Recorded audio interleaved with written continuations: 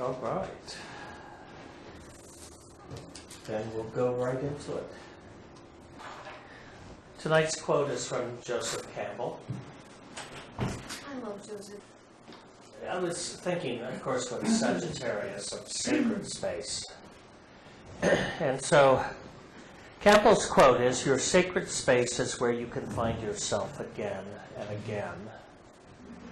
And I was thinking about this not so much in terms as a geographical location,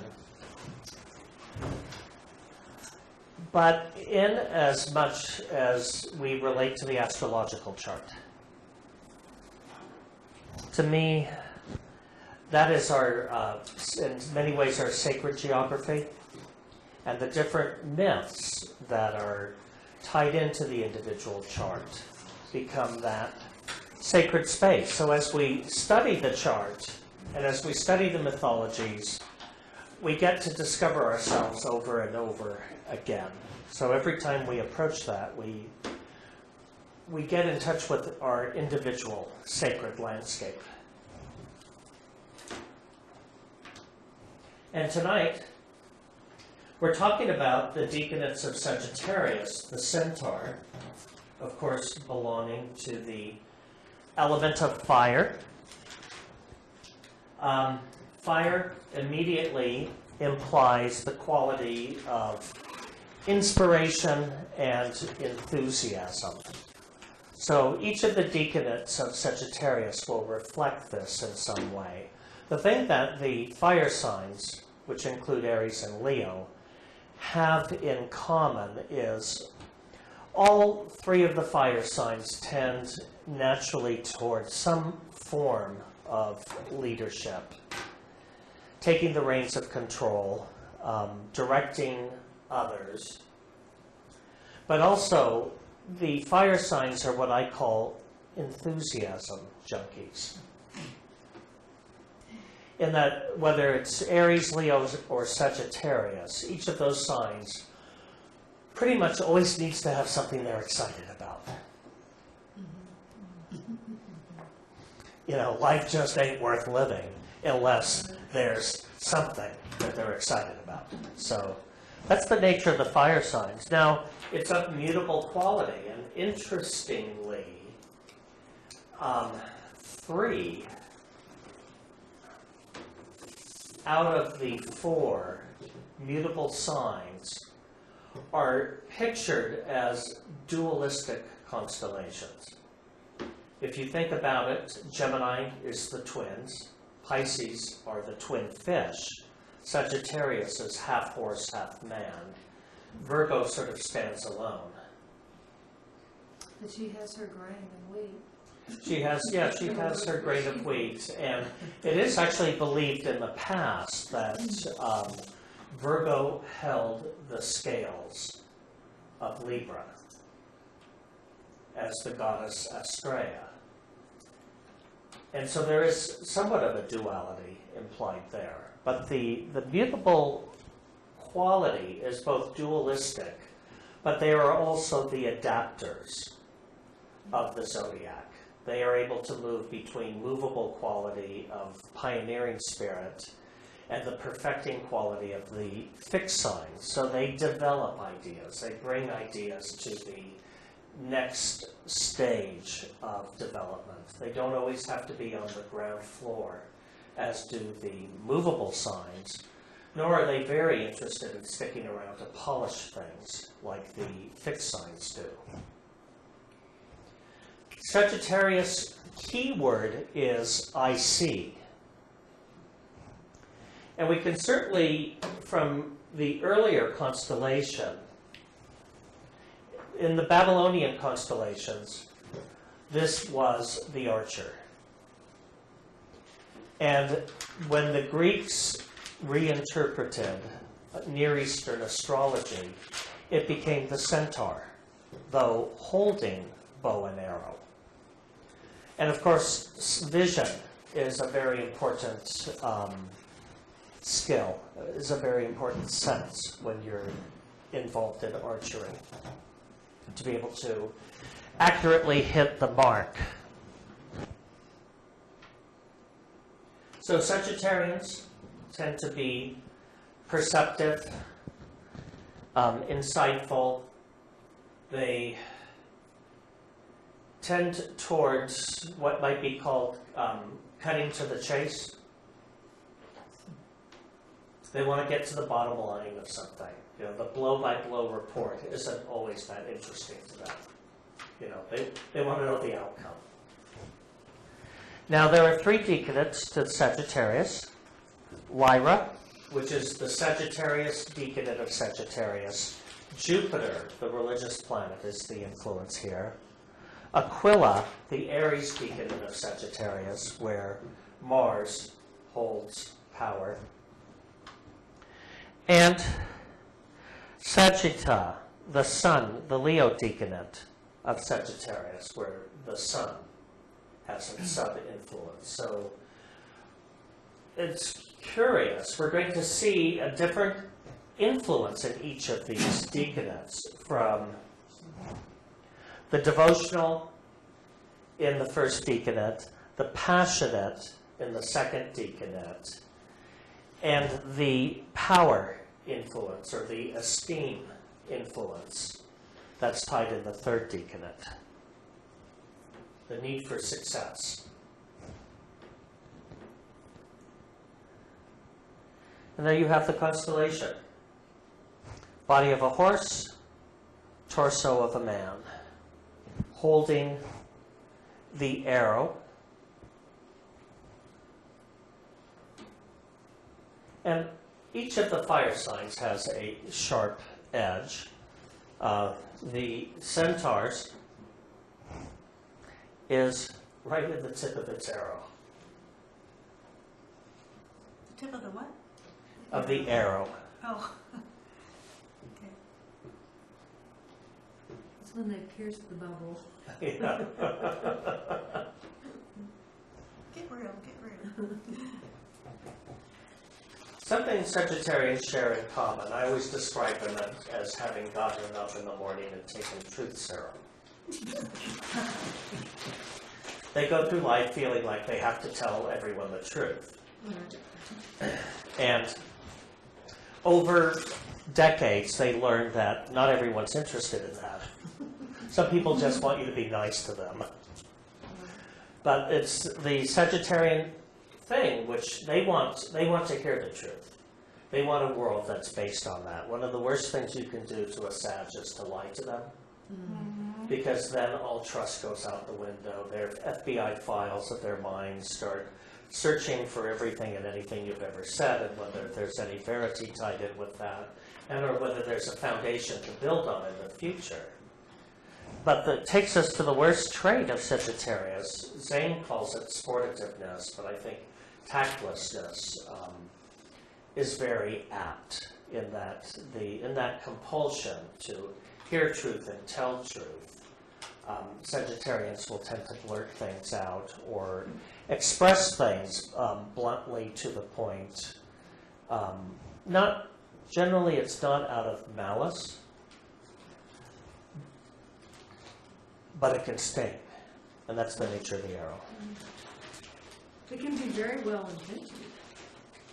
Don't you think? Yeah, I think it's well intentioned. It's without malice, but it doesn't mean it hurts any less. So what all Sagittarians have to learn is the guardian at the gate. And to be able to think before speaking from the perspective of how will this be received.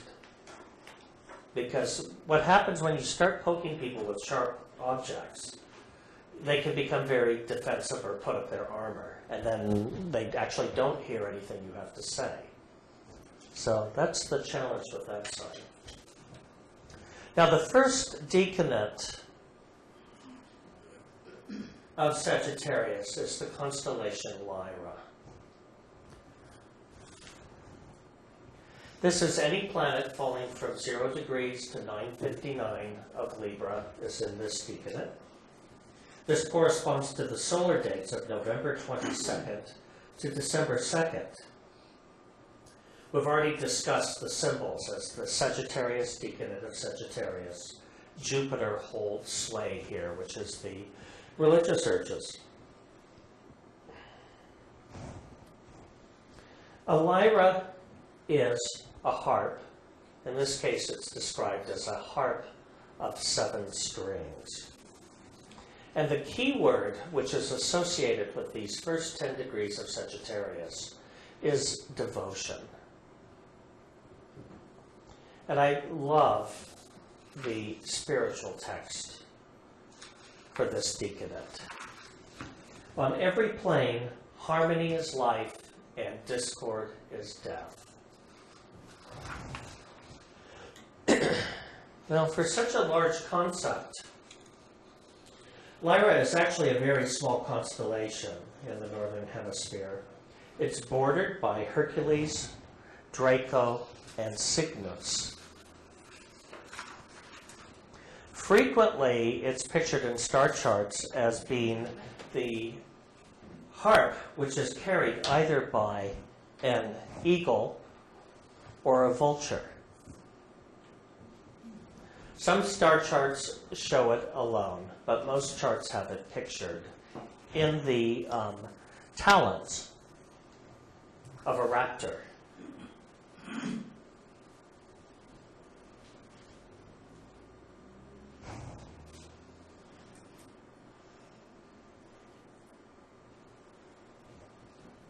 The most prominent star in the constellation is Vega, which is the second brightest star in the northern hemisphere, after Arcturus.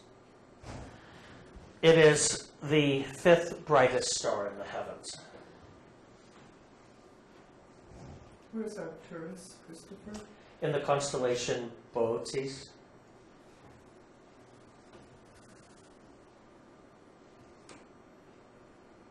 How do you spell that? B-O, and then O with the umlaut over it, T-E-S.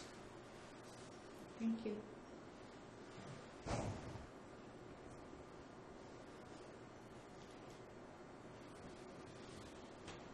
One of my favorite figures from classic mythology is Orpheus.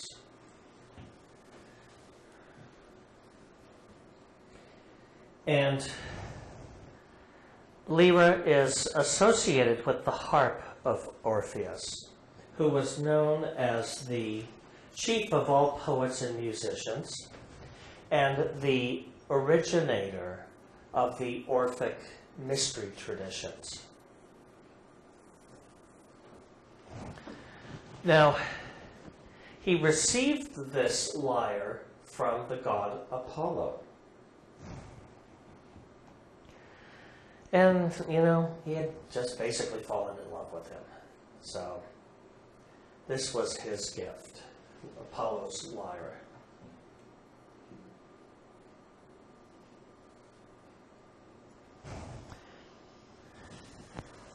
This is very typical of Roman mosaics.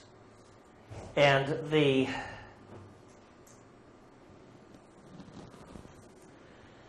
music of Orpheus was said to have influence over all of the animals. There's the old saying, what is it? Music tames the savage breast.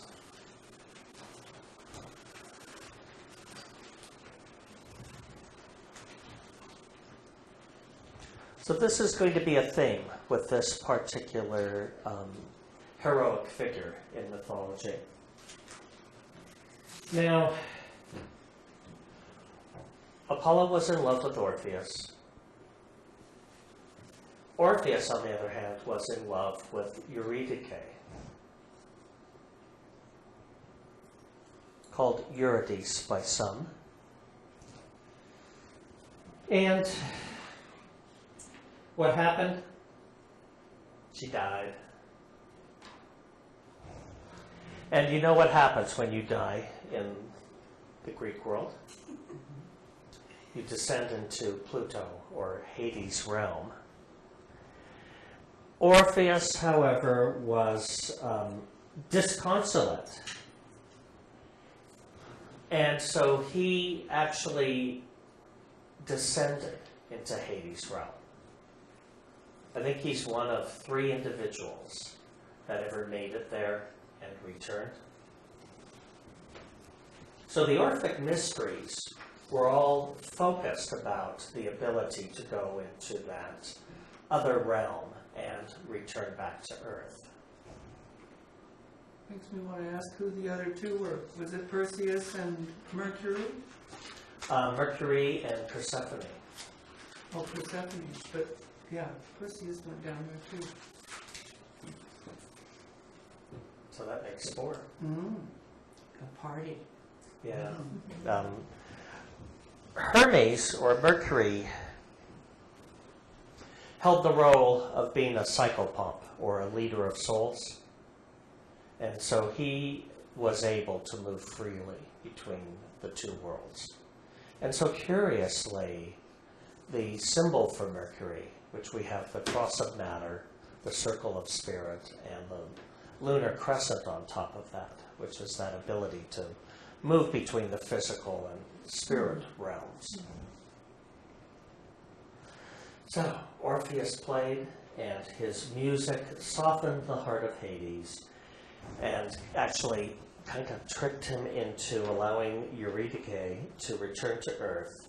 However, on one condition. Orpheus was not allowed to look back upon her until they had reached the surface of the world. Well, this is much like Lot's wife as they were leaving Gomorrah.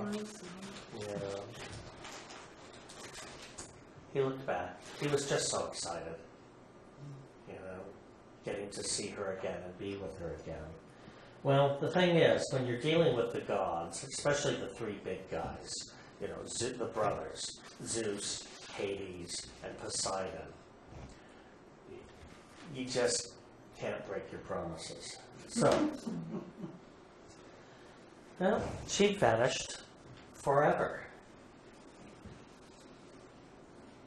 But you think he was sad losing her the first time. The second time around, he just forswore the love of women. And legend holds that he actually died at the hands of the Maenads, the frenzied followers of Bacchus. And if you know anything about them, they were wild women. And they would, as in all Bacchanalian rites, become intoxicated and would oftentimes sacrifice victims while intoxicated. So that's what happened to Orpheus. Now, the story only got kind of sadder, except as we all know, basically something good comes from it, which is you get placed in the heavens as a constellation. You get cat-asterized, is what the Greeks call it. So, now another story says that he was actually killed by Zeus's thunderbolt in retaliation for teaching the secrets of gods to men, which probably has to do with how to tame the animals and how to go down into the underworld and return. And the Orphic mysteries? There is no writing about them. It's all speculation, but one can speculate that the Orphic mysteries had to do with dying while still alive and, visiting the halls of the dead and returning among the living.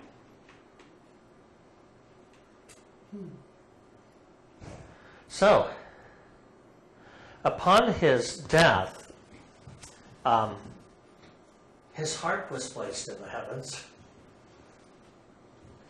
and he was placed nearby as the constellation Cygnus, the swan.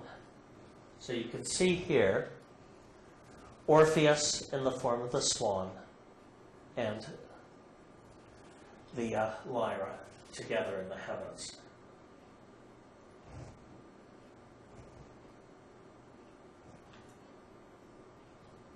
Such a great sad story, isn't it? Yes, Barbara. Question, when did the eagle replace the fox? That's a fox. In the summer triangle. You got the eagle, the lyre, and the... I think this is mid-19th century, and I don't think it replaced anything. I think it was just an addition. What happened is there were originally 48 constellations, and then come the 18th and 19th century, they started adding to them. But then when you have the summer triangle, you have the lyre, the swan, and the eagle.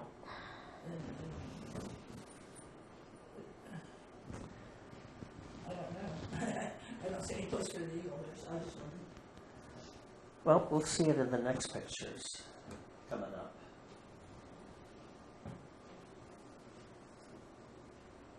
All right. Needless to say, Zane has quite a bit to say about this. This is the story I like. Sagittarius, first decanate, the harp of 7 strings. Such a harp as David played upon to what? To soothe the spirit of King Saul. Do you remember Saul? He was plagued by what? Bad dreams. Yeah. I think he was probably bipolar from what you read about him. He was pissed off a lot too. Yeah, that goes with the territory. Yeah. Pictures the Jupiter Decanate of Sagittarius. The constellated instrument portrays the soul, which places itself in tune with the infinite and becomes responsive to the thoughts radiated by the cosmic mind.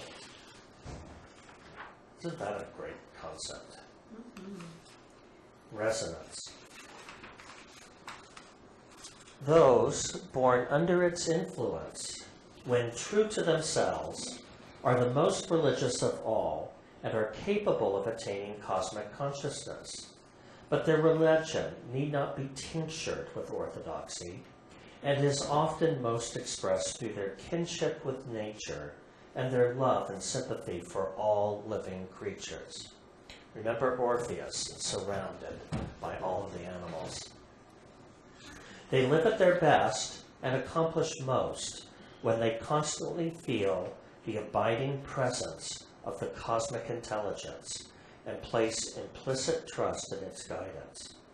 They then feel impressed to fill a definite mission, and if they follow the dictates of their inner voice, they seldom err in judgment. But either in matters of spiritual progress or in mere worldly affairs, they must rely upon their own judgment. For when they take the advice of others, they most significantly fail. That's from Delineating the Horoscope. He goes on to say, thus was the crown, as represented by the king, and as indicating a decanate of the sign ruling those in Pluto's realm, brought into association with the devotion Decanate of Sagittarius, where the sun each year may be found from November 22nd to December 2nd, pictured by the harp. Discouragement and feelings of self-disapproval keep the mind tuned in on the lower states of Pluto's realm, but faith and devotion tend to enable the individual to rise above all such sordid and discordant feelings, so that they, for the time being, are no longer troublesome, no longer attract discordant intelligences from the invisible. Like the music of David's harp, faith and devotion soothe and lift the thoughts. For as the text states, on every plane, harmony is life, and discord is death.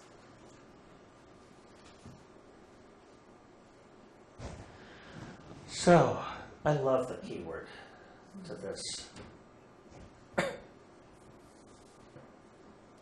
Yeah, I think if one could pick their decanate, I'd like to pick this one, but Which is I do. yours?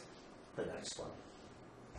My moon is in this Decanate, and I love it. Yeah, it's hard not to, Yeah, hard not to love. it's a nice energy. Profound dedication, consecration, earnest attachment to a cause, person, etc., religious observance or worship, a form of prayer or worship for special use. All right, gotta love the chart I picked. Yeah. Tina Turner. Oh, Tina.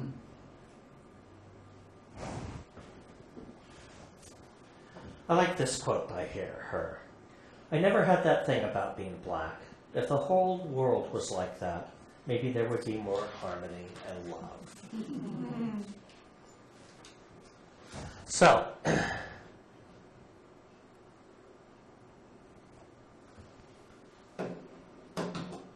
Anime. what's that? Anime. Yeah, Anna Mae Bullock. Wow. Well, we'll talk about that. All right. Tina Turner is an American singer and actress whose career has spanned more than 50 years. She has been called the most successful female rock artist. Rolling Stone magazine has dubbed her one of the greatest singers of all time. The daughter of a sharecropper, Anna Mae picked strawberries and cotton as a child. At age 3, she and her older sister, Aline, went to live for 2 years with their grandparents. Her mom left in 1950, followed by her dad in 1953. She performed on several talent shows as a child and sang at her church choir. In the late 1950s, Anna Mae began singing with Ike Turner's group, the Kings of Rhythm. Ike renamed her Tina. Tina got pregnant by her lover, a band member, and when he abandoned her with her new son to raise, Tina performed in the Ike and Tina Turner Review from 1956 to 1976. Anna Mae worked the day shift at the local hospital, and at night she performed with the band. Anna Mae married Ike Turner in Tijuana in 1956, the year their son Ronnie was born. Is this her second child? Yes. Their first record was Fool in Love in 1960, and they made their television debut performing the song on American Bandstand. Ike and Tina eventually had another boy, and she helped raise 2 boys of Ike's from a former relationship. During the time of the Civil Rights Movement in the United States, Ike and Tina refused to play in front of segregated audiences. This ultimately contributed to their success. Ike was a notorious abuser, and Tina suffered for 16 years until, in 1976, after a particularly brutal beating, she ran away with only 36 cents in her pocket. They divorced in 1978.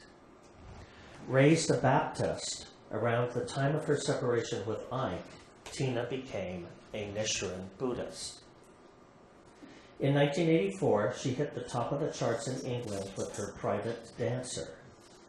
In the US, the album remained in the top 100 for more than 2 years and ultimately sold 10 million copies around the world.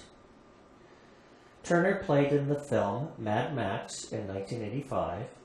In 1993, a movie came out about her life. What's Love Got to Do with It? At the end of the 90s, Turner was still galvanizing audiences with her bristling energy and husky voice. In 2000, her 95 concerts took in $80.2 million. Turner announced her retirement on June 30th, 2000, at age 60.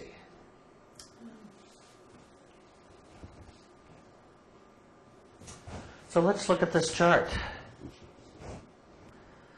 The Sun and Mercury are both in the devotion decanate of Sagittarius, in the 4th house, which has to do with home and family. In this case, she was abandoned by both parents, but had a grandmother who was devoted to her and had a very strong influence.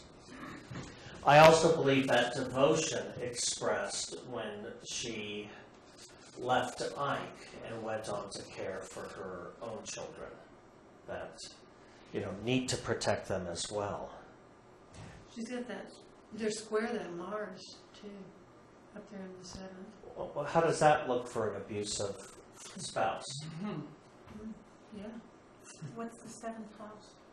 Marriage and partnership. Ah. So with Mars in the 7th house, it can take on many different forms. And abuse comes in many forms, from bullying to teasing to disrespectful behavior to what can be out and out beating. So let's take I don't know if I have the astrodides here. Is the Sun and Mercury trying that Jupiter up there in the 8th house? Both of them trying Jupiter. The Sun forms, it's her most powerful planet, which, one would guess, her performance is at 60. People with dominant suns oftentimes don't appear their age because of the vitality levels they have. And so her Sun is dominant. She has 1, 2, 3, 4 really powerful aspects with the Sun. It opposes the Moon, which is the second strongest aspect in her chart. The most powerful aspect is the Sun-Mercury parallel. So that gives, wit, intelligence, being in the devotion decanate. There can be a really profoundly deep spiritual life, whether this is in Baptist Christianity or in Nichiren Buddhism.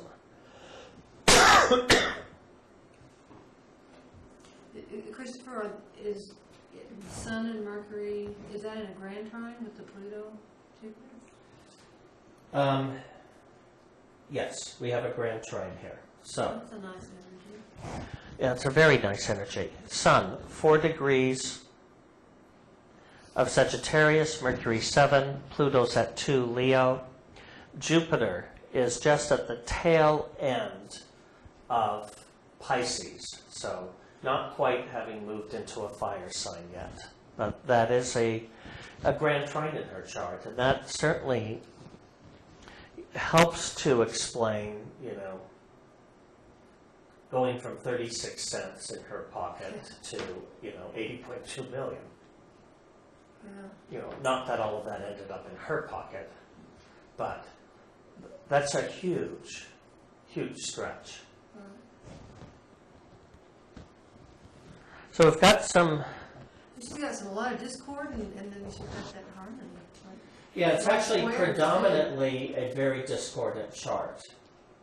But where she has harmony, she has some real harmony. So, her life has had a lot of beatings and a lot of tough lessons, but she's had, again, the pride, the self-esteem, the wherewithal, the inner dynamic to move on. She may have been subjected to beatings for 16 years. My guess is she did that to protect her children, to try and raise children within a family. And or perhaps her self-esteem at that time, having been abandoned by parents, it may have been low enough that she could have been easily manipulated by a companion until, she woke up somehow.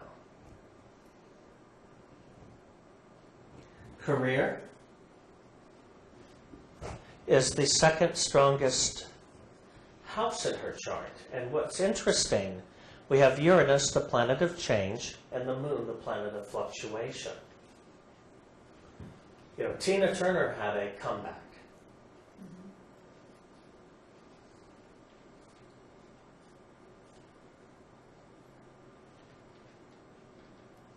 So, we can all remember Ike and Tina Turner from the 60s into the 70s, and then her disappearing for a decade, and then her showing up again as this, individual human dynamo. Really? Did she make a lot of money? I mean, you would think she made. Did she keep a lot of her money? I don't know. Would have to ask her. Yeah. She's still alive, and now actually, I think she's. I don't know if he's French or German. I can't remember. Her current husband is, I think, a very affluent record producer, European, and so she has, I think, big houses in a few different places, and probably has someone else managing her money. I'm not, and she certainly took a risk leaving with nothing in her pocket. But with Neptune in the second house, what do you always have concerning money? Big dreams. Big dreams. Yeah.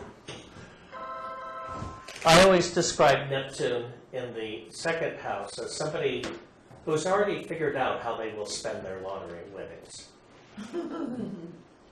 Right. It's like dreams of that big bag of money that somebody that we know.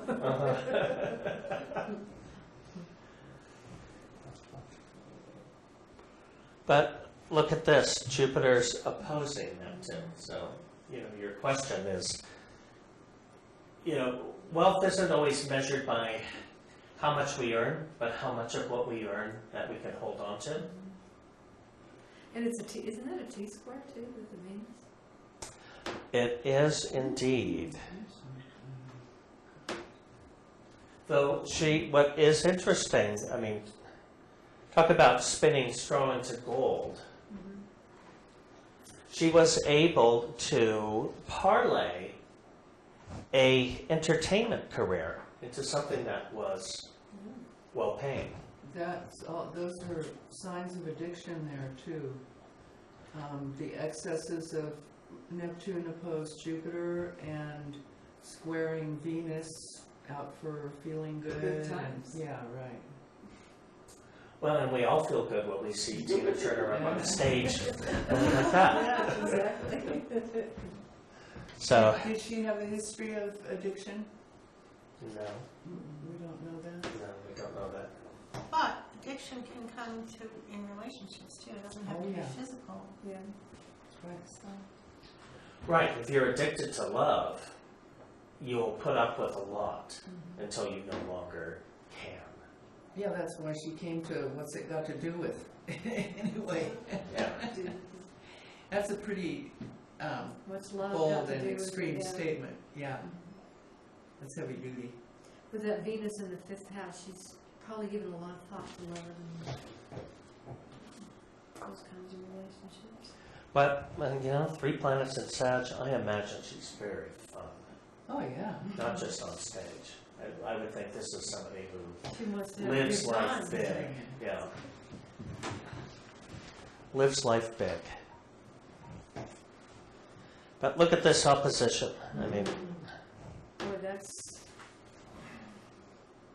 That's powerful. The most powerful aspect in the chart is Mercury opposing the moon. 14.57 Astrodines, which also means 14.57 Disprodines. and that's the T square to Mars too, with the moon opposite Mercury. yeah. And there's another T square. Yeah, Grand Trine. and a couple of T-squares. Moon, Sun, Mars. Girl got some energy, doesn't she? Energy, yeah. Now, one of the challenges that I've observed with persons who have the Sun and Mars square is that when there is trouble, they oftentimes go to it like a moth to flame. They're not going to back down from anything. So in a case of violence, there is a tendency to escalate that violence rather than to de-escalate it. Well, look at that picture. Can you imagine that backing down to anything? No, I don't think so. A good point. They were probably the two worst matches. I mean, Well, but it's interesting because you've got Aquarius on the 7th house cusp, and then she's known by Tina Turner, not Anna Mae Bullock, and then Uranus is in the 10th Yeah, house. Tina Turner is more alliterative. It does have a better ring to it. I'm not sure of Anna Mae Bullock. Anna Mae would just never go with that image. So her name alone is kind of by way of the partner. Yeah, and that's, you know, again, that's tied in with identity. If we think, oops, well, I guess we're on to the next chart. If we think of the moon as being a household name, but also squaring Mars, their names are linked together. But Ike is as notorious as Tina is famous. Ike Turner is notorious with being a bully. And I'm sure that's not all of who he is, because, you know, none of us are our worst qualities entirely. You know, we're, He passed away. did he? Yeah, a couple of years ago. Not too long ago. I think he did. Reminds me a little of the Whitney Houston, Bobby Bobby Brown. Brown. Yeah, it's, I no, know. that's, yeah, very, very similar scenario. May she rest in peace. All right, second decanate of Sagittarius, Aquila. This is the, oh no. Another, There it Again, goes. they're flying away. the second decanate, I've got to correct that. Well, Going to heaven. you've got it in your notes, fortunately. This is 10 degrees to 1959 degrees. Solar dates, December 2nd through 12th. The symbols are the Aries, Decanate of Sagittarius. So Mars is involved here. Now, if you remember last week, we talked about Scorpio, and I think Lauren asked the question. Scorpio is pictured by both the scorpion, the serpent, and the eagle. Well, it's considered that the eagle of Scorpio is actually in the sign of Sagittarius, which is Aquila. We can see the Mars influences here, which represents the passion decanate of that sign. And the story is certainly the story of passion when we look at Aquila in mythology.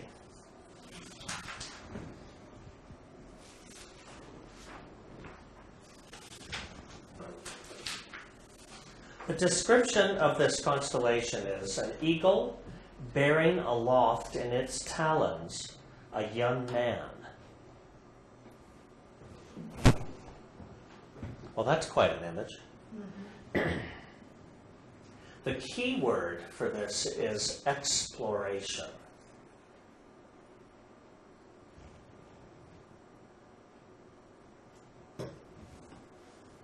And the spiritual text is quite marvelous. In sleep, the soul wanders on the wings of its desires to the region most attractive to it.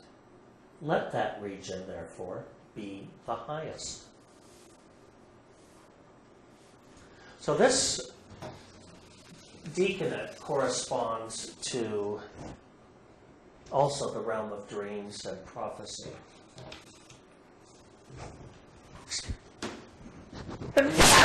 Excuse me.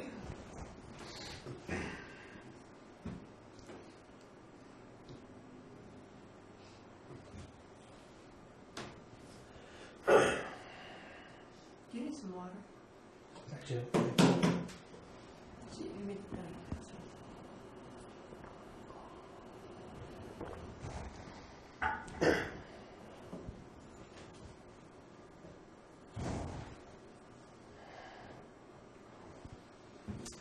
Aquila, meaning eagle, lies along the Milky Way, just a few degrees north of the celestial equator, near the constellation of Sagittarius, Ophiuchus, and Sagitta. The brightest star, Altair, or Alpha Aquilae, is the 12th brightest star in the heavens, and forms along with Deneb and Vega what is called the summer triangle.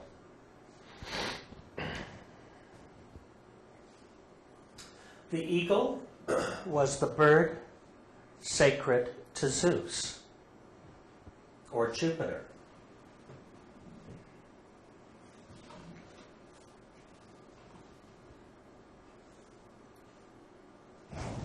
That's an interesting image. Yeah, I was just wondering, has those wings? It's a coin. It's a silver coin Oh. from the Greek period. Those wings? Aquila was identified as Aetos Dios, the bird that carried the thunderbolts of Zeus.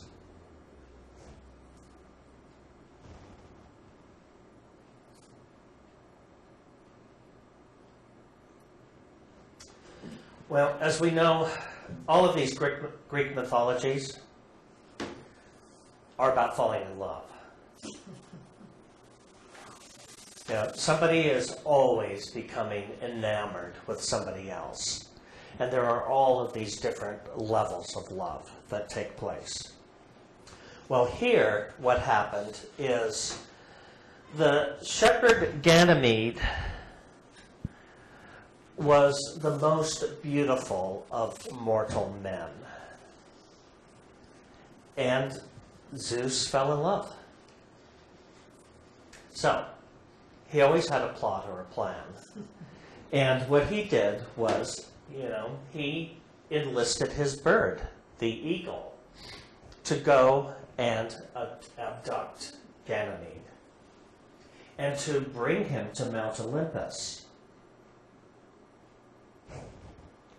Here, Ganymede became Zeus's royal cupbearer, and he has been immortalized as the constellation of Aquarius. And that's an Anheuser-Busch ad. Mhm. That is great, I love it. Isn't that wonderful? What year is that? I'm thinking that's the 20s. That's when the Americans were more educated and they could appreciate things They like knew that. mythology. Cupbearer? Do we drink this out of a cup? It's almost as good as a Rembrandt I once saw. A huge canvas that I stood in front of a long time with a little boy naked being carried off by an eagle into the heavens. And I don't know how long I stood in front of it before I realized that little boy was pissing Oh. out of his fear. Oh, yeah. It was just so And subtle. thus fear was invented. Yeah, right. Right color. Yeah. So, great story. All right. Now let's see what Zane says. The eagle, Aquila, symbol of transmuted sex and the power of the higher mind to make lofty flights through the rare atmosphere of the spiritual world, pictures among the constellations the Aries Decanate of Sagittarius. The migratory instincts of Sagittarius are given a trend towards pioneering. Consequently, we find many people born here to be unusually successful in searching out new fields of endeavor, physical, mental, and spiritual. They are usually restless. Their minds are constantly alert for new facts, and in order that they shall not become discontented, it is very essential that they have at all times some definite work to accomplish, and that this work is of a nature to be well worth their best efforts. Confinement and restrictions are most depressing to these people. And if forced to be idle or to follow some uncongenial occupation, they become rebellious and hypercritical. They require some task of importance to call out their wonderful executive ability. Delineating the horoscope. Of all creatures, it was believed that the eagle flew the highest and thus was the explorer of heaven. He was the bird of Jove, the bearer of his thunder, the one who, when a cupbearer was needed for the king of the gods, was sent forth and brought back the youthful Ganymede. Quite appropriately, therefore, he was placed in the sky where he would picture the exploration decanate of Sagittarius, in which each year the sun may be found from December 2nd to December 12th. More difficult than perceiving realities while asleep is the work of bringing them into the memory of everyday consciousness. Yet through training, the individual can bring back the reports of his explorations on the inner plane. This leads to the text, "In sleep, the soul wanders on the wings of its desire to the region most attractive to it. Let that region, therefore, be the highest."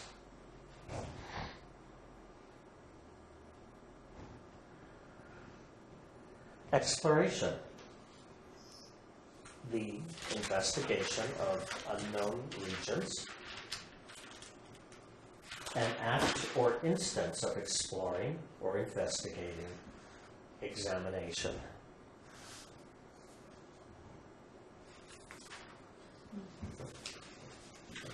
I like this quote. "Why would you be afraid of death? It would be an inconvenience. I have a lot of undone things, and it's bound to get in the way. But no, it doesn't scare me at all." It's a good thing. Isn't he the one that kind of was playing? Yeah, he was playing. Didn't He died in a very bizarre way. Yeah. Wasn't it like choking, like one of, Yeah, it was one of those Oh. playful sexual... Autoerotic asphyxiation is Yeah. what it's called. right, But that's not the summary of his life. no. Well, I mean, that's that's just- exploring, that's That is definitely. definitely that is exploring the outer realms of certain behavior. So, and this is the passion decanate of Yeah. Sagittarius. This is a Mars-ruled decanate.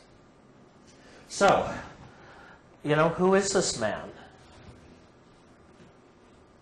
David Carradine was an American actor best known for his role as the half-Chinese, half-Caucasian Shaolin monk Kwai Chang Kang.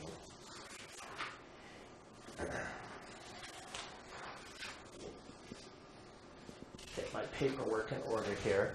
In the 1970s television series Kung Fu. When I was a teen, this was all the rage. All of the surfers I went to school with in Santa Monica would, come to school the day after and talk about what happened that was just all the rage at that time. And it's interesting in that it introduced the whole thing of, Eastern martial arts and spirituality to a Western audience.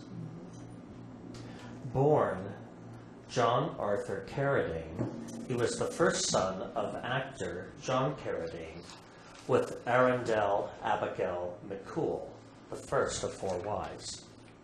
At age 5, Carradine attempted suicide by hanging after discovering that Wait, this Carradine or his Age father? 5. This When, one? when he was Age 5 5? years old? Holy it's smokes. an interesting story, isn't it? How did Yeah. they know he attempted suicide, or he was just playing around with, a rope? At age 5, Carradine attempted suicide by hanging after discovering that he and his elder brother Bruce had a different biological father. I think I'll just go play with a rope. Wow. His parents divorced when he was 7, and he was shuffled between his parents' boarding schools, foster homes, and reform school. Carradine studied drama and music theory at San Francisco State College, only to drop out and spend time with beatniks in North Beach and Venice. In 1960, Carradine was drafted into the Army. That same year, he married his high school sweetheart, Donna Lee Brecht. In 1962, their daughter, Callista, was born. In 1965, David had an acting breakthrough, playing the role of an Inca king in the Broadway play, The Royal Hunt of the Sun. In 1969, David fell in love with actress Barbara Hershey. The couple never married, but had a son who they named Free. In 1972, in February 1977, Carradine married his second wife, Linda Ann Gilbert. Their daughter, Kansas, was born April 19, 1978. You can always tell who was born in the 70s. Wasn't Barbara Hershey Jeannie? I Dream of Jeannie? No. Yeah, that was Barbara Eden. Oh, yeah. Barbara Hershey was in, She's been in a lot of stuff. Yeah. oh, what is it? She was one Winter of the, People, or, wasn't she the other, Bette Midler in that Oh, Beaches. Beaches? Uh-huh. Wasn't that Barbara Yeah, Hershey? that was. The friend? Shy People, I think it was called. I'm trying to remember the name. Andrei Konchalovsky film. All right. He was married to Gail Jensen from 1988 to 1997, and to Marina Anderson from 1998 to 2001. Encouraged by Marina, he put down the bottle for good in March 1996. On December 26, 2004, Carradine married Anne Kirsty Fraser. In 1991, he published his book, Spirit of Shaolin, a combination autobiography, kung fu manual, and spiritual primer. On June 4, 2009, the 72-year-old actor was found hanged in a closet in his Bangkok, Thailand hotel room. Sources indicated autoerotic asphyxiation as the cause of death. Carradine was buried in a bamboo casket on June 13, 2009 at Forest Lawn in Los Angeles. Carradine's acting career spanned over 4 decades. He appeared in more than 100 feature films and was nominated 4 times for a Golden Globe Award. His last nomination was for his title role in Quentin Tarantino's Kill Bill.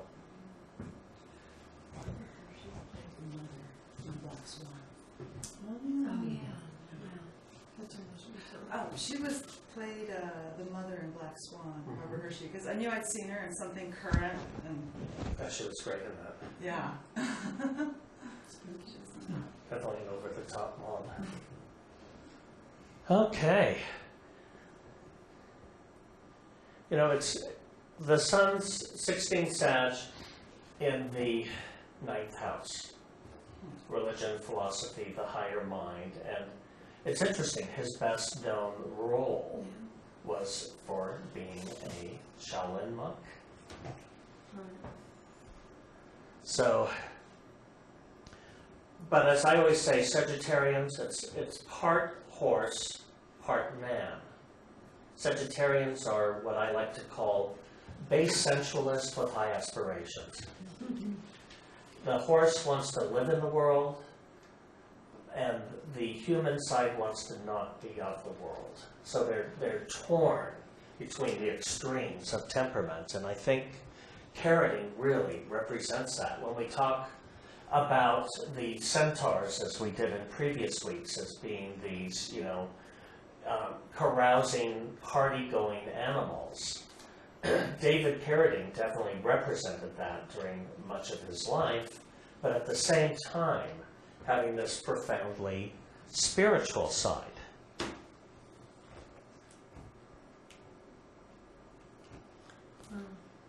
Is and that's a T-square, right, with the Sun, Saturn, and 16 Sag, 18 Saturn. Neptune, and 16 Pisces, and 13 Pisces. So it's definitely tied into a T-square. And then between Pluto and Venus. And Venus is the ruler of the 8th house of death.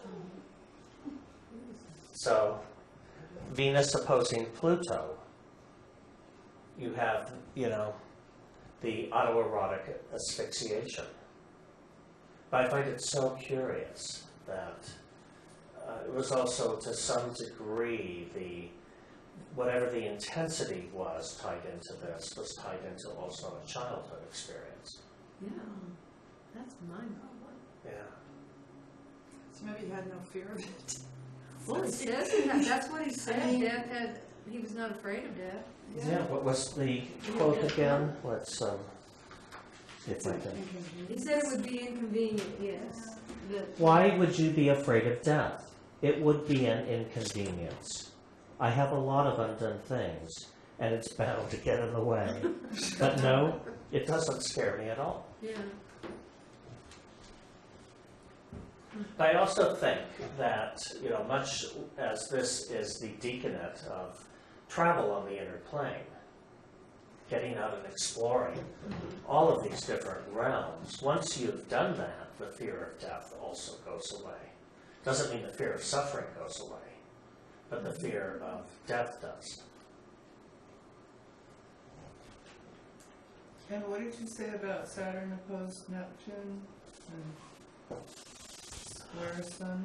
Yeah. Big T square on the angles. That's really powerful. He probably had somewhat of a confused self-image, do you think? Being square on the Neptune? Yes, and Sun squaring Neptune will definitely do that. Sun squaring Saturn, this man has a dominant midheaven and sun. So he was born into the world knowing that he would be someone or be something. But, the life experiences, again, when you're shuffled back and forth between parents, foster homes, reform school, boarding school, oftentimes the experience with that I've heard from other people is feeling unwanted. And I would think this Saturn-Neptune opposition could certainly do that. Neptune is the co-ruler of the first house, so there's also that. There's so much one can say about David Carradine, getting picked up by the police, running naked through his Laurel Canyon neighborhoods and, well intoxicated. And, there's just a little bit of the wild and again with this opposition, with Neptune opposing Saturn, you might not fear the things that you're supposed to be afraid of. One could Including the lose, Reaper. including the Grim Right, yeah. Reaper. Or maybe you get high off of being fearful, a little going to that borderline, that edge. It's exciting. And maybe going to the borderline of Stimulating. the edge was a way of exploring. It is, yeah.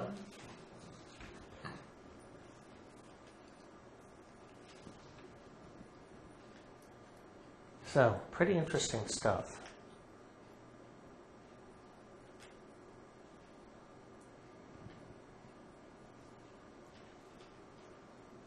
That's a good choice for a chart.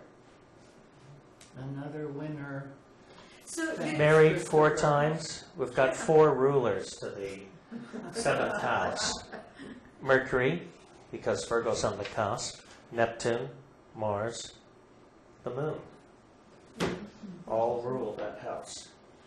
Christopher, was it an autobiography that you referenced earlier? Was he a religious or spiritual quester in his personal life? Yeah, very much. And a lot of that stemmed from doing that show. Okay. You know, the Kung Fu.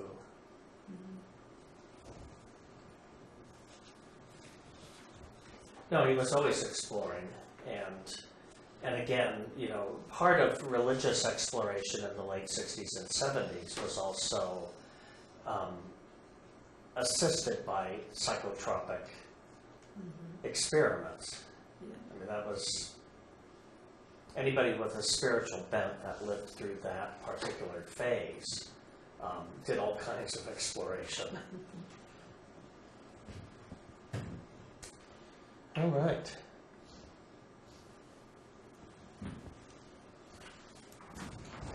Let's take a look at the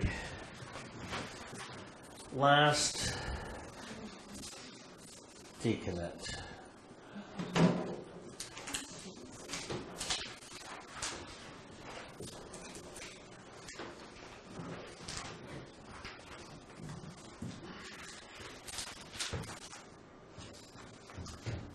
Sagittarius.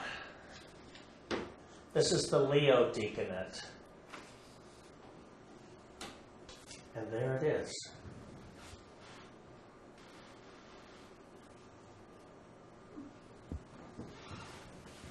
Tiny constellation.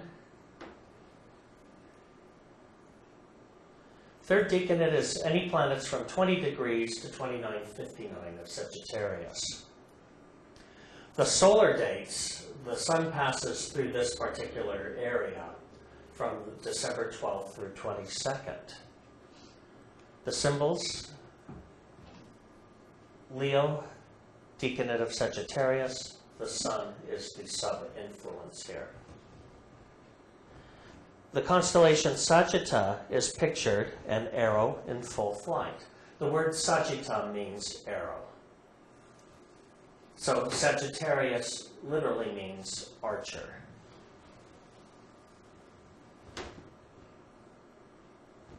The key word for this decanate is illumination. And another beautiful spiritual text. Concentration is the arrow that pierces the illusions of matter and makes possible high accomplishment.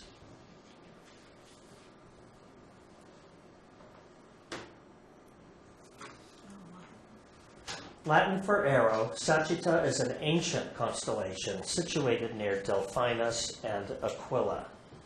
It is the third smallest of the constellations, with no star brighter than 4th magnitude. Sagitta falls in the Milky Way just north of the equator and can be viewed from just about anywhere on Earth except the Antarctic Circle. In mythology, Sagitta is believed to be the arrow that Hercules used to slay Aquila, Zeus's eagle, who was daily devouring Prometheus's liver.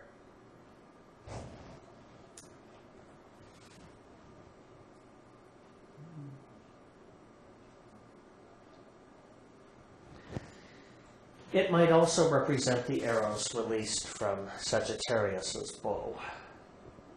One of the other famous arrows that was released was the arrow of Hercules that was dipped in the blood of Hydra. And it was this arrow that Chiron was shot with, who, as this sort of story intertwining story goes, Chiron, Hercules shoots Aquila to save Prometheus. Chiron also gets shot by Hercules, but he's immortal. So he has a wound that will never heal and is in constant pain, and so he traded his immortality with Prometheus. So for that sacrifice, he was placed in the sky in two locations, in Sagittarius and in Centaurus. All right, the third decanate of Sagittarius, the Leo decanate, is pictured among the constellations by Sagitta, the arrow. This is the arrow that Mithra shot against the rock, and a stream of water immediately gushed forth. It symbolized the soul piercing the illusions of matter, and through this comprehension of the meaning of incarnate existence, being able to quench its thirst at the fountain of divine consciousness. Those born under this decanate may either tread the path of pleasure or climb the royal road to spiritual supremacy. Being the kingly section of the sign of the higher mind, when the sporting proclivities relating to the fifth sign's influence are transmuted, they have not only the ability to perceive things in their proper relation, but also to synthesize their observations and impart this knowledge to others. That's a mouthful.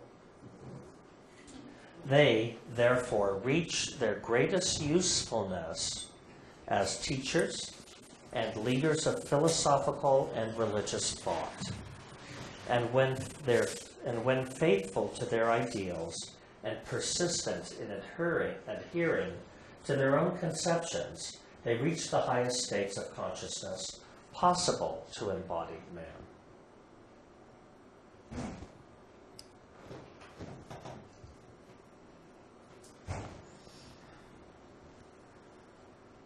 That was from Delineating Horoscope.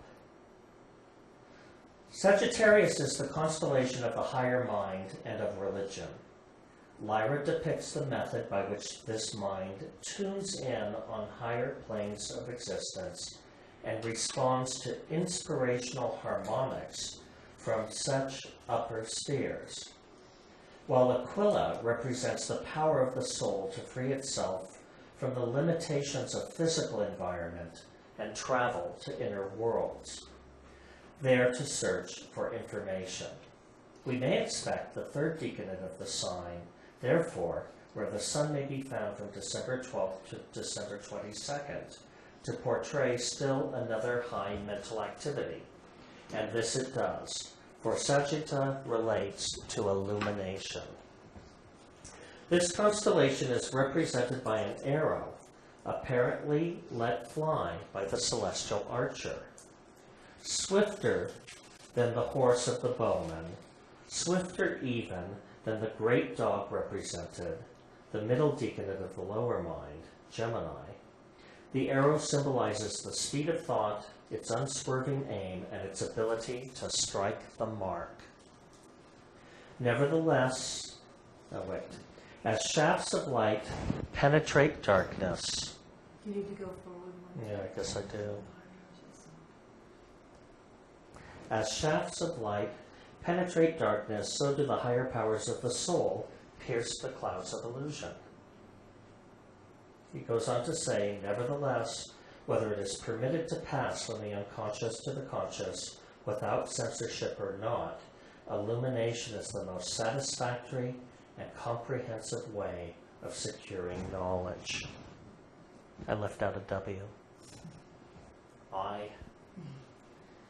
To thus tune in on the desired information requires great concentration, hence the text. Concentration is the arrow that pierces the illusions of matter and makes possible high accomplishment. That's a pretty great decanate too. Mm-hmm. So, what is illumination? I always think of lamps. intellectual or spiritual enlightenment, the fact or condition of being illumined.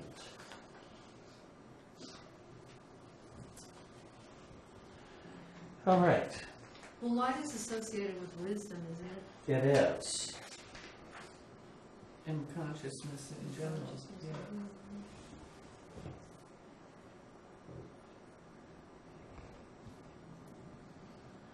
So, I mean, I'm not sure if I think of Spielberg as being illumined, but definitely when we talk about the force of concentration for directed towards high accomplishment, I think of that, and I think of him. And I loved this quote from him. You have many years ahead of you to dream the dreams we can't even imagine dreaming.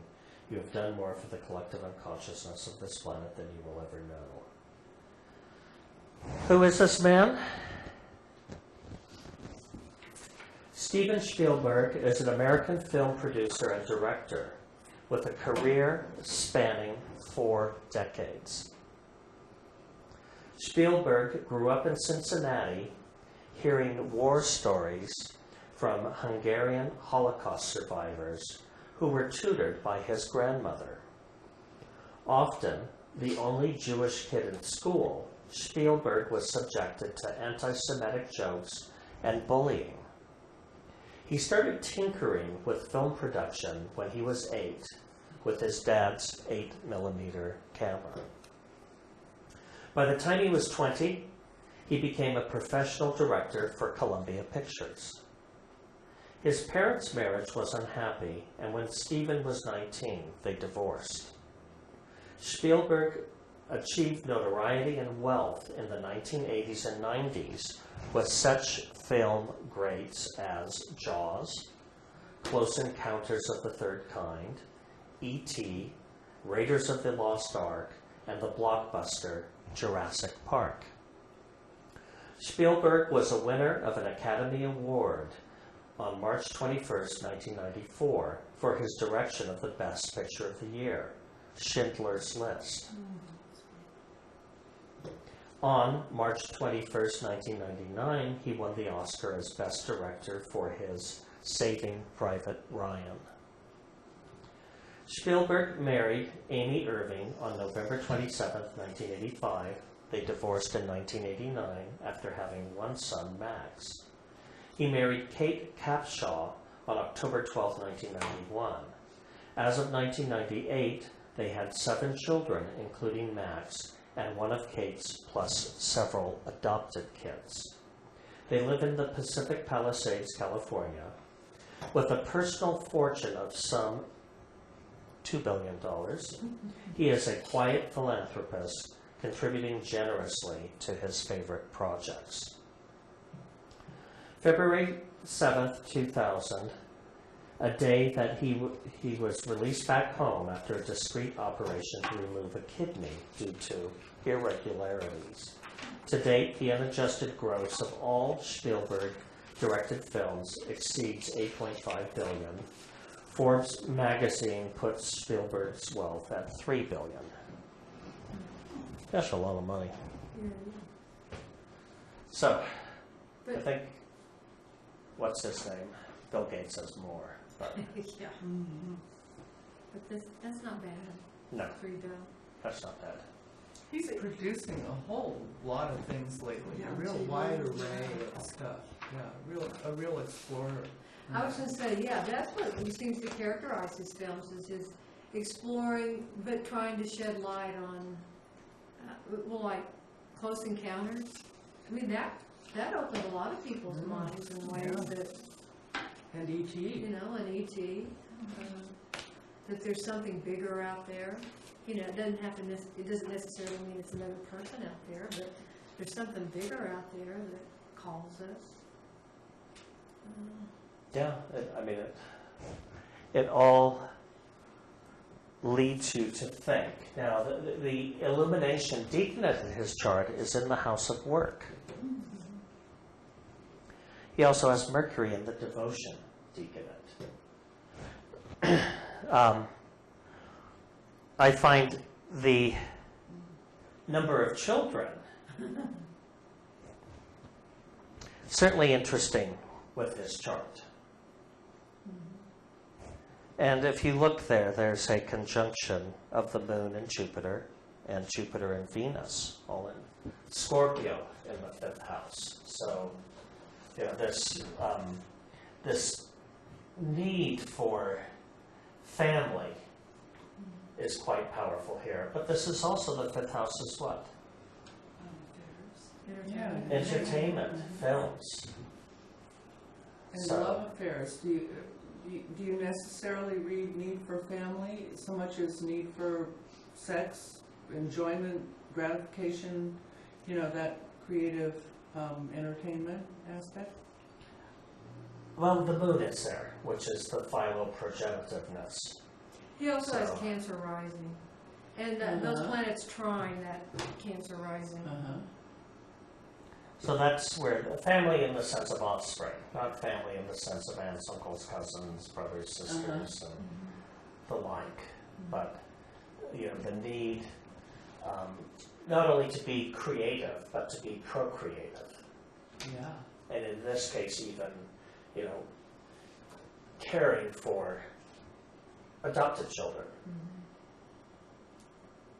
So there's some, you know, great love that's indicated there. Now in his chart, it might come as no surprise that the 5th house is the dominant house.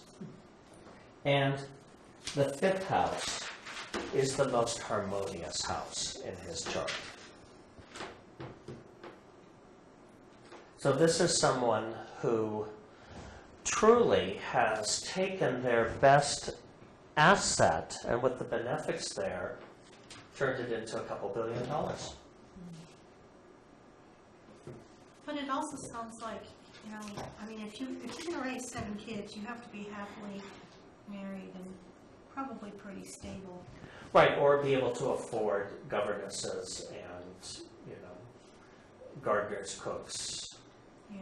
other, you know, people, babysitters, people to drive them to school and back.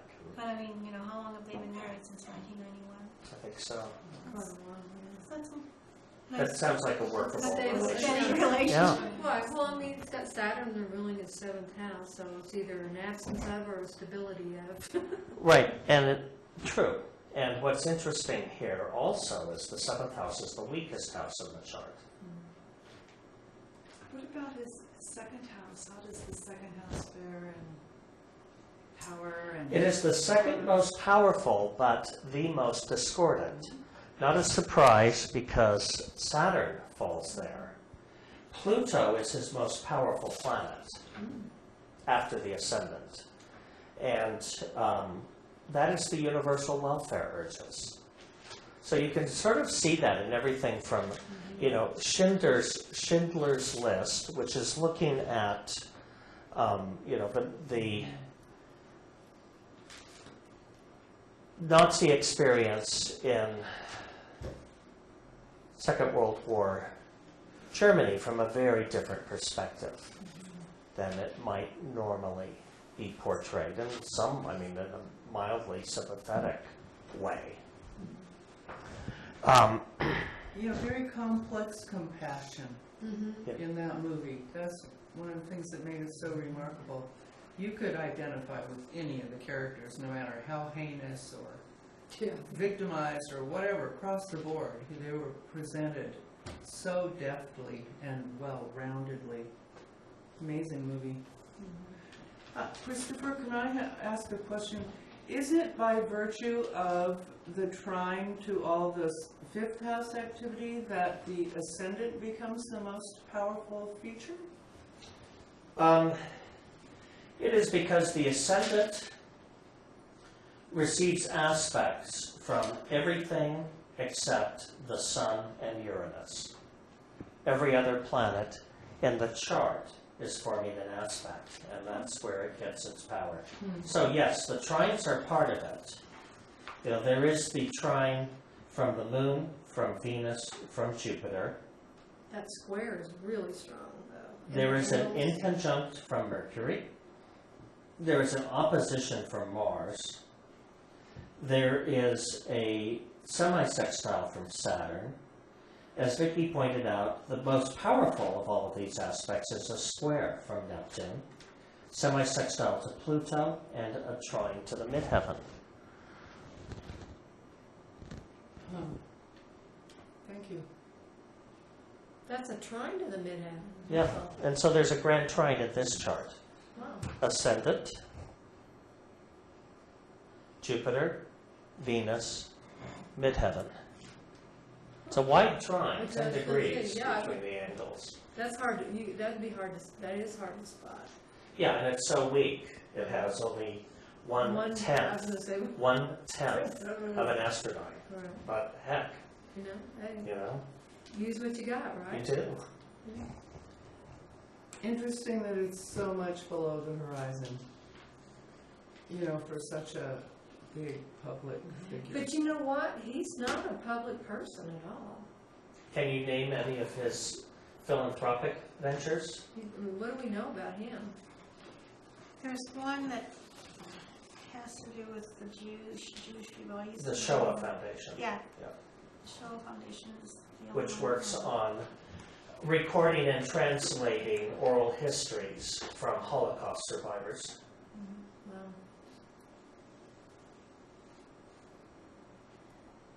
And I only know that because I had a friend who worked there translating for years. I find that it's interesting that the only color in Schindler's List was that little girl's coat. Red Red coat. coat. Yeah. And it was almost like a pinkish cranberry red. It wasn't like a blood red. It was like, it had hues of pink in it. And that was the only color in the entire movie. And he kept showing it throughout. Because the little girl was hiding when they moved into this location where all the families were living. Yeah, when Crystal Lock happened. And she hid, and he doesn't show you what happens to the child, but then you see, You see that the coat? red coat in the back of a truck with lots of bodies, so you know she lost her life. But he follows her through a great part of the movie. The red coat. She's the, you know, I always think that, you know, that color pink was more like a heart kind of chakra color. It wasn't blood red. It was, it's a pinky color. For the innocence of the little girl.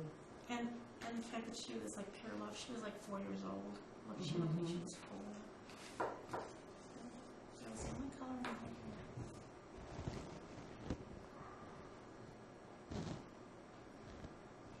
Yeah, interesting chart. What's the most powerful movie he's done lately?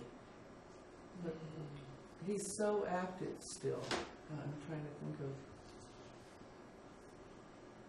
you know, his early ones just rocked the psyche of the planet. he does more Over supportive and work over. now, doesn't he? I think It's he more, produced- right, Yeah. he's not really, he's supporting other I people. think he produced Ugo. Oh. Yes, he did. Yeah. And you know, going back to his quote, one of the interesting things in that film was when someone came to visit the studio of Georges Méliès, he said, "This is the place where your dreams are made." Yeah, interesting. I think he was involved in either directing or producing Into the West, which was that TV miniseries. I didn't see that. It was powerful about 5 years ago.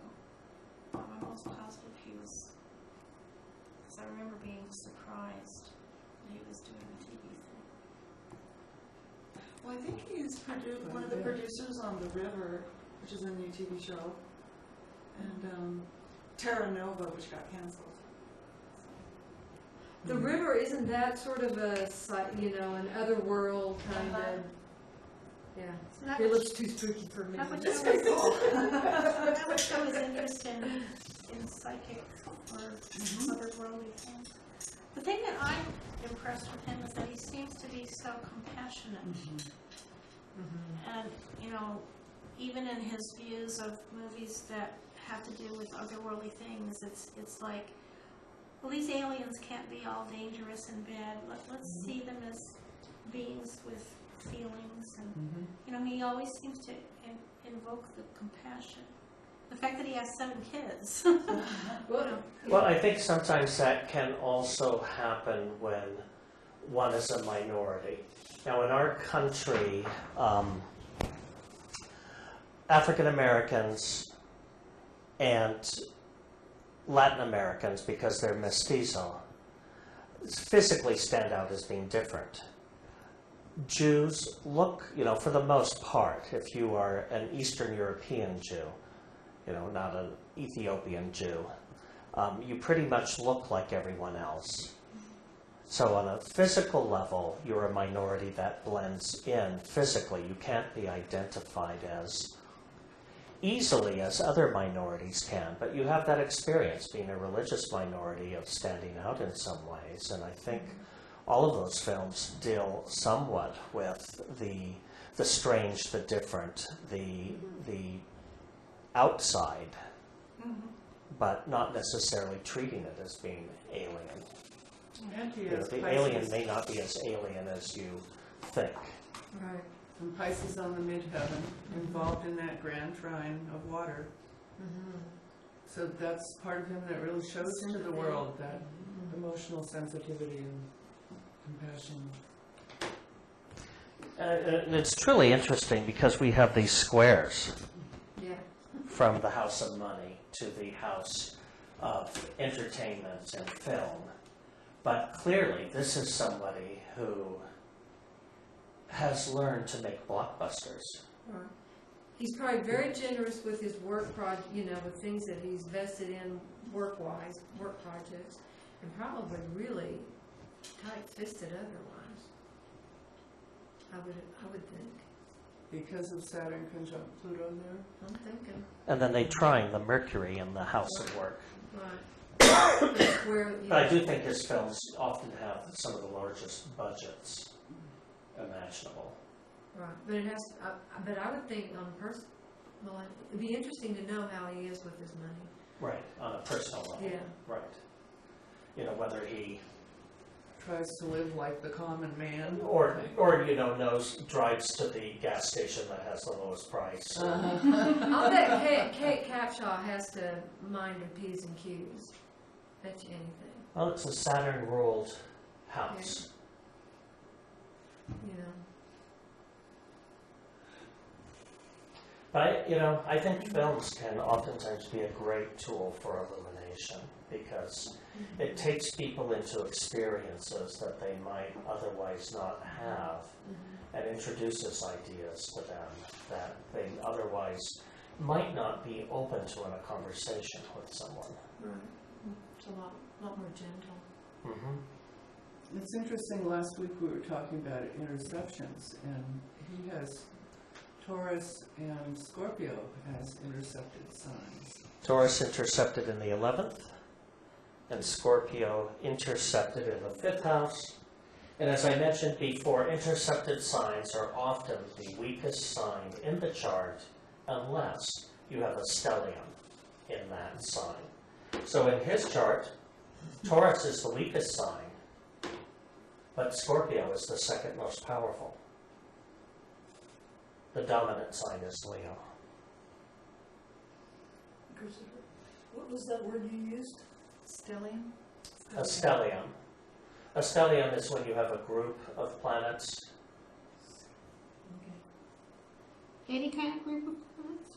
Well, usually in one sign. Do they need to be an aspect? Well, usually if you have them in one sign, there is going to be a chance, unless they're at the beginning and in degrees, that the aspect is a conjunction. Now it's a stellium. Stellium is the word. Stellium is the word, yes. So, that takes us to question and answer time. Oh, that's hard to read. That's lovely. Thank you very much for making that crystal clear.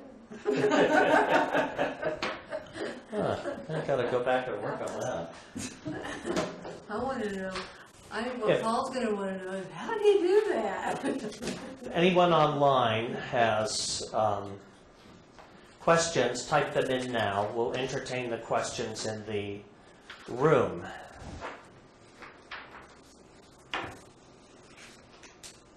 No questions in the room? Well, okay, never mind. Barb, did anyone write in during the course of the... No? Okay, no questions from the peanut gallery. Lauren up here in front has a question. This is right from the first Decanates, Decanate rather. I think you said it was Mars that was the leader of souls? Hermes, Hermes? yes. Mercury. And Mercury. And you said a psychopomp? Psychopomp. P-S-Y-C-H-O-P-O-M-P. Oh, psychopomp. Okay. As in, A leader of souls. well, wouldn't that be somebody who's kind of, not arrogant, but Full of themselves. yeah, so It does full of sound like themselves that. that they're kind of strutting around, kind of. No, psychopomp is one who can go into the spirit world and return. Oh, okay. And We're not talking about a psychopompous person, a pompous psycho. Yeah, pompous psycho. okay, and what about? It comes from the Greek. It's a combination of words. Okay, and you said Psycho or psyche, meaning the soul. there was 3 planets, I think. You said the lunar crescent and then 2 other. The symbol for Mercury is, I don't have a whiteboard in here, but draw an equilateral cross, and then on the top bar put a circle, and then on top of that circle put a crescent moon with the horns facing up. Okay. That's the symbol for Mercury. But what does the circle represent? Spirit. And the what is- cross is matter. And the moon is the psyche. This is the psychopomp that can move between matter and spirit. Oh, okay. Okay, great. Barbara, question? Paul made a comment that Tina's time with Ike involved drug abuse. And Alice Marie said you talked about the 7th house Mars in Tina's chart. What about Mars in David Carradine's chart?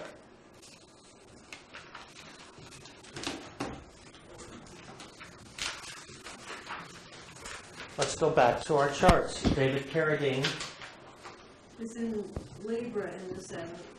Right, so Mars in Libra is probably less inclined to beat somebody up, being in the 7th house. But we do know that he went through, a series of relationships.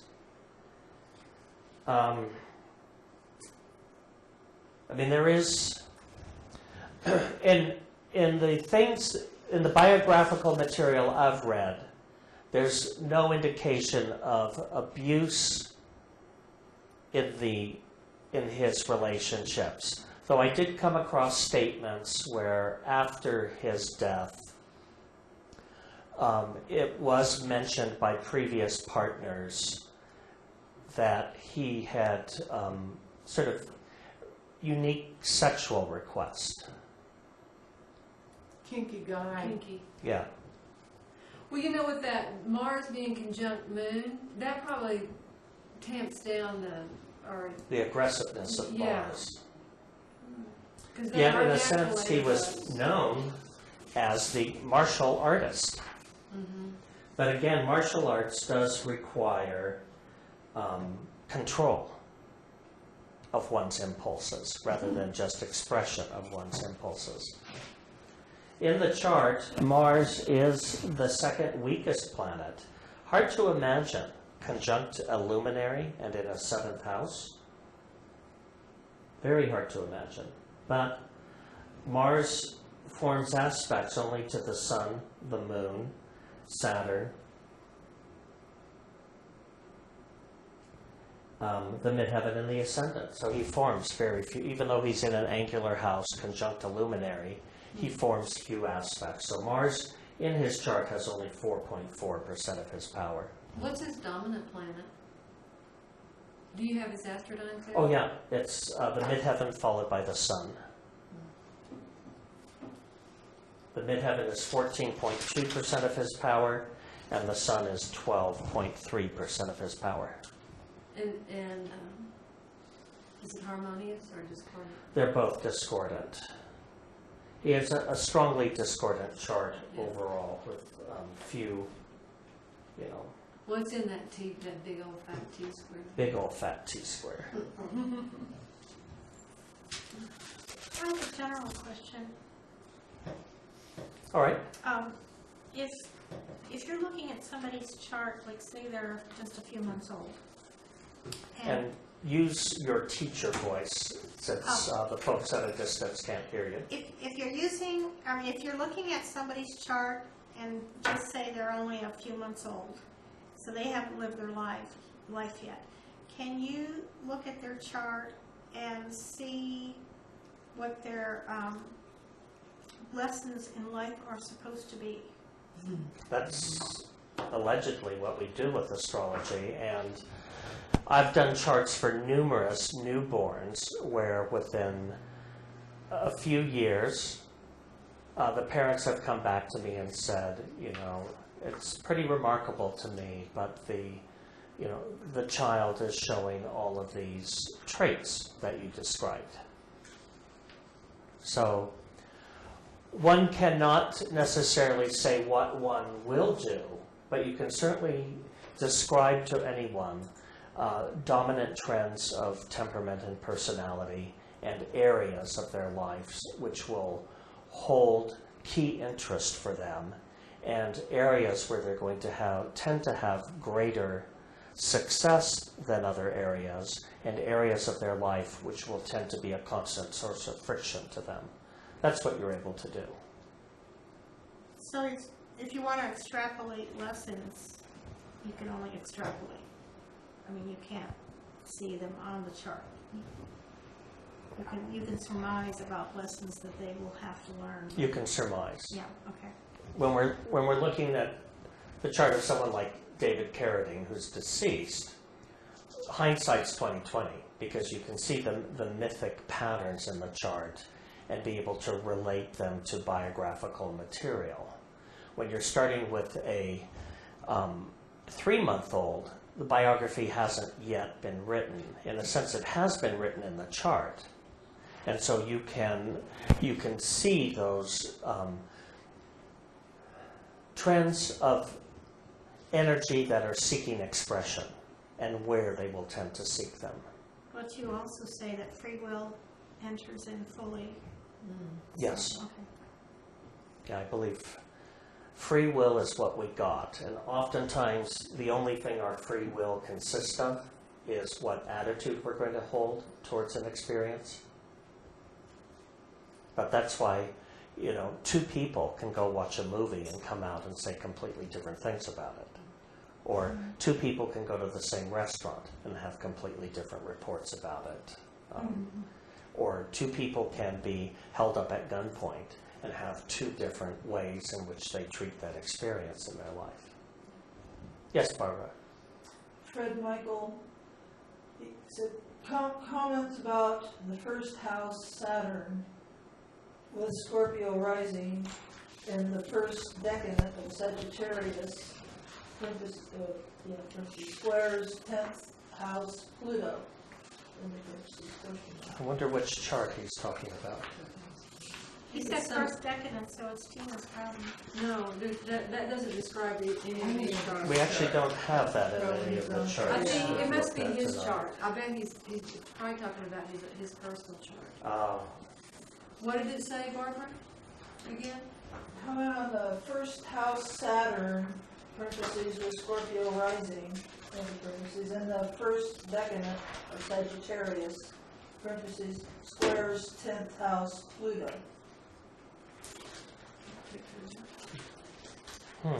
Yeah, it's hard to make comments like that without actually having the chart in front of you where you can see all of the connecting points.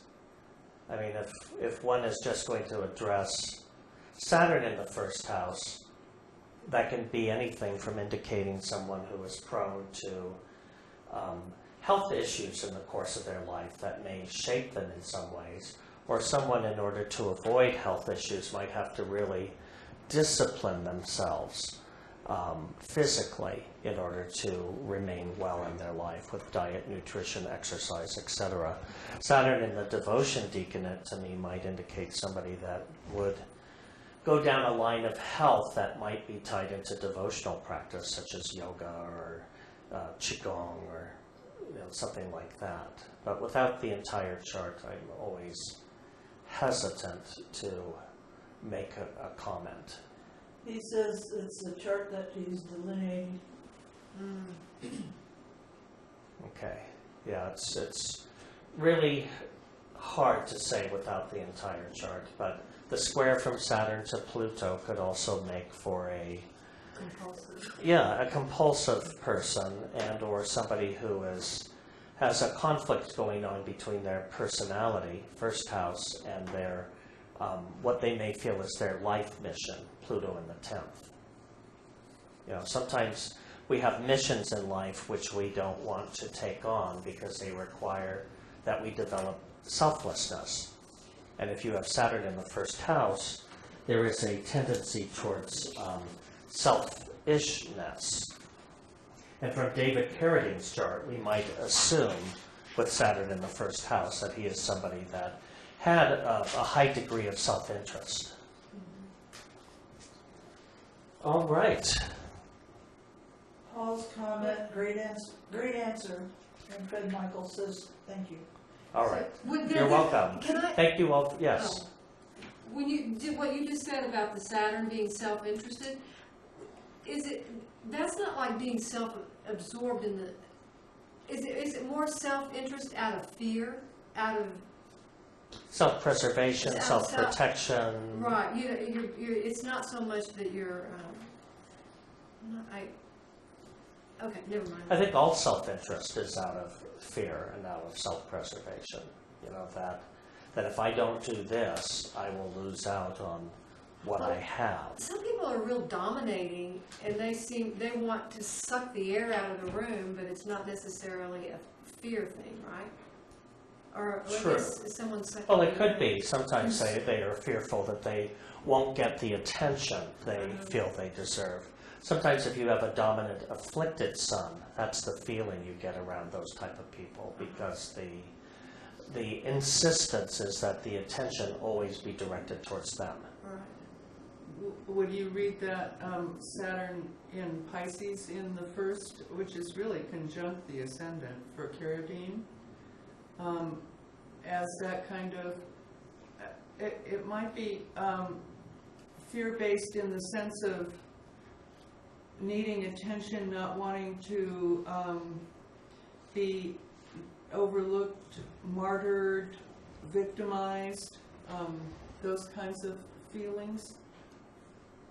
Saturn in Pisces on the ascendant, that's what I'm... Yes, I've not read anything where he's expressed that, so we can only speculate in this case. There's no, at least I've not encountered the biographical information that indicates that. So when somebody's dead, it's harder unless you pull out your Ouija board to talk to them and find out if any of that's true. So, but one might. But one might think that there's a fragile, vacillating self-image here.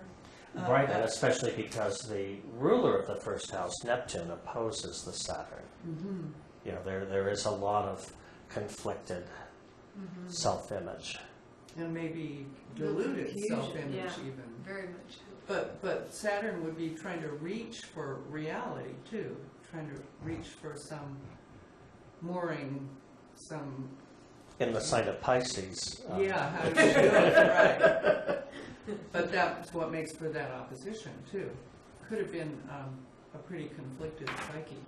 I would guess, because that is a T-square, the Sun, Yeah. Saturn, ascendant, Neptune. So there is a really twisted psyche and incredibly, sensitive and tortured soul here. Probably somebody who came across as much more self-confident and that largesse of of Larger than self-image. life, with Yeah, the sun with- midheaven with on that it. fragility, you know, at the teeter-tottering underneath. Oh, right. I've got to shut down because I have somebody coming to pick me up in